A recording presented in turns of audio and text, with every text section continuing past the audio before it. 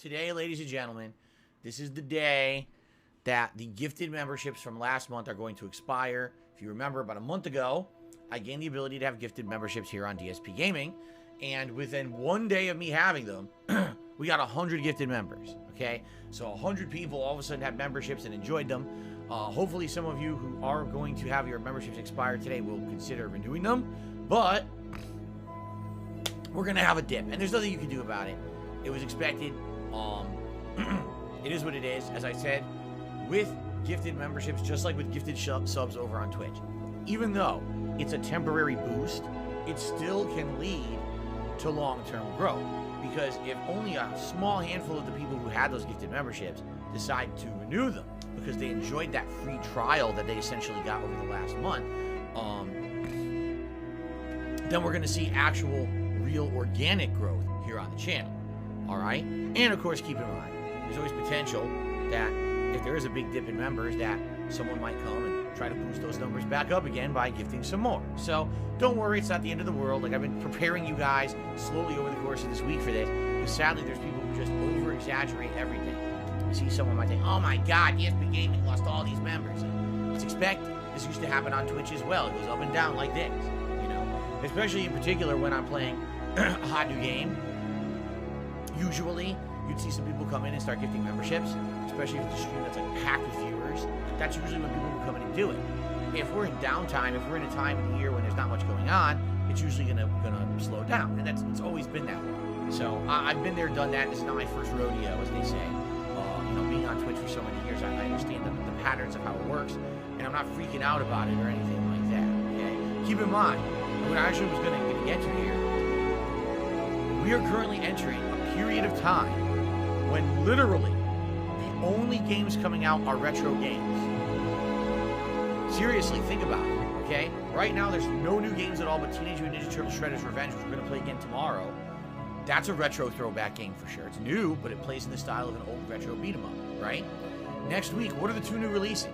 Sonic Origins, a collection of classic Sonic games, and Capcom Fighting Collection, a collection of classic Capcom arcade fighters, right? See? So, wow, retro. What's the next release? At the very end of June, the Cuphead DLC. The Cuphead DLC. Cuphead, a game that looks like an old-style cartoon and plays like an old-fashioned shoot 'em. Do I really have to really, you know, emphasize any further? So, yeah, there is just not a lot going on in the realm of new releases when it comes to hot new AAA games that are going to get everyone's attention and bring butts to seats and get everyone so excited. The thing is, thank goodness, I'm a variety content creator, right? And I play such a wide variety of games that even a time period now where it's kind of slow for big games, there's still stuff to do. I'm very excited to not only be playing some retro stuff over the next several weeks, but to tackle maybe some stuff off of PS Plus Premium. It's a great opportunity to be doing that, right? It's actually perfect timing that this service came out now, because there's just not a lot going on in the realm of games, so it gives us something new to do, right? So, excellent, and I'm excited for this. I hope you guys are too. We're going to talk about the schedule in a minute. Like I said, basically what I'm planning on doing. What I will say is, you know, understand that for those of you who stick around for the retro stuff, thanks. Come chill every day, have a good time with retro games. This is stuff that I absolutely enjoy doing. I like being a variety content creator where I'm not just reliant on a certain style of content. And when we have a time like this, we can toss our heads fully into the retro past and have a great time for a couple of weeks, right?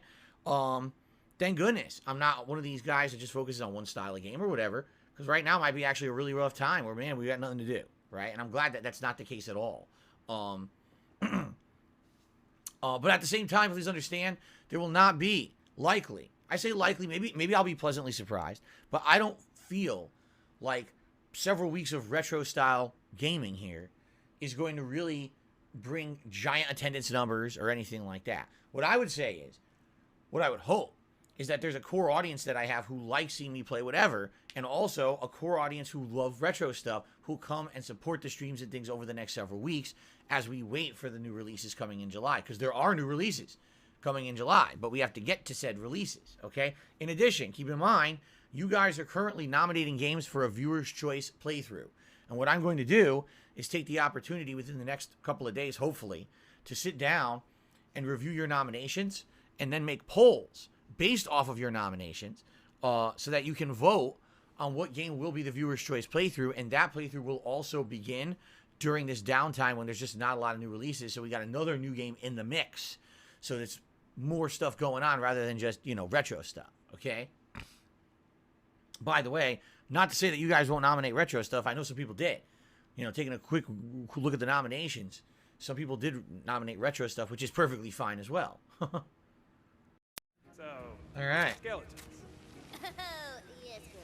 You're picking up what I'm Headshots. Polymorph. Turned into a friggin' sheep. Forgot I had that. I totally forgot I had that shit. I should have used it the whole time.